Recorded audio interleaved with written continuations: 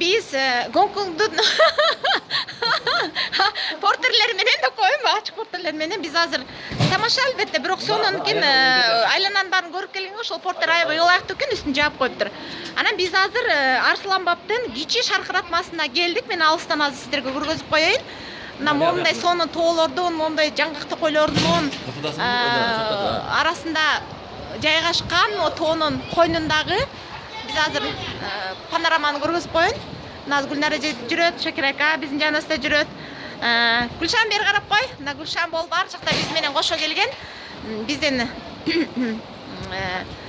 сапарлаштарыбыз деп айтайынчы. Мына ушундай сонун жерге келдик. Азыр мен сиздерге ал жака баргычаңда алыстан көргөзүп коеюн. Шаркыратманын үстүндө момундай сонун ыңгайлуу жайлар жайгашкан кафе. Анан кичи шаркыратма, Арсланбоптун кичи шаркыратмасы мына ушу жерде.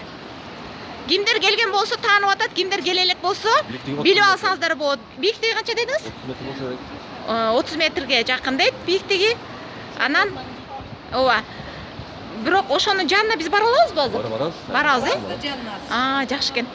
Мына ушундай, анан терең деген карасаңар, могу жакта чуңкур жактарын, токойлордун үстүндө турабыз. Биз азыр мындан түшүп кетсек кудай сактады эле. Мына теректер. Карагылачы. Александр Македонский кезегинде ушу жерге жетпей калган. Анткени бул жерлердин бардыгы өтө калың чер токой болгон, жолборс токой болгон. Ошон үчүн бул жакка деген Александр Македонский жетпей калып, бирок биздин жаңак токойлорубуздан жаңактарды алып кетип, анан кийин Чарбак деген айылдан кайтып кеткен деп айтып атат. Бияқта Шакир ака оңдоп. Анан ошол биздин жаңактарыбызды алып кетип өздөрү тиги, анан грек жаңгагы деген аталыш ошондон гана келип чыккан.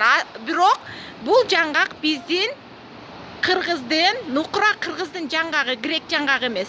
Нукура Кыргыздын Арсланбоптун жаңгагы. Андыктан баарыңыздарды ушул бүгүнкү биздин кубанычтуу күнүбүз менен куттуктап коюшуңуздарды суранам деп коеюн. Биз үчүн өтө жаңылык.